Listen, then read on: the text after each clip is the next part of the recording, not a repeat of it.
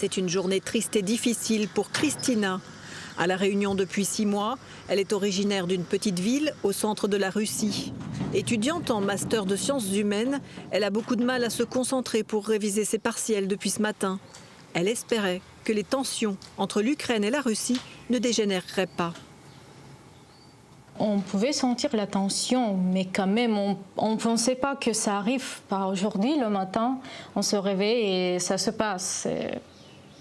J'ai des amis qui habitent là-bas et ouais, bien sûr, ça me stresse beaucoup et ils partagent des photos, des vidéos. Je pense qu'il y a beaucoup de gens qui ne comprennent pas ce qui se passe, même que moi j'essaie de suivre des actualités chaque jour, mais c'est tellement difficile de comprendre.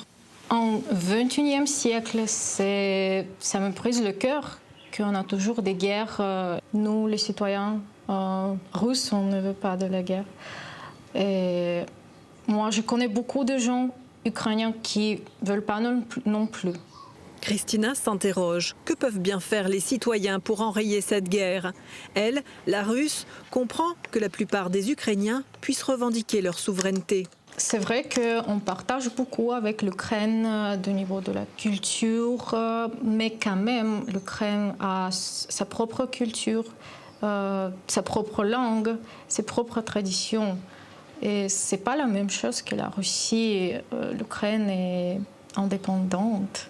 Ce que je trouve tellement triste, c'est que les gens, les citoyens, ils sont malheureux, ils souffrent à cause de la politique.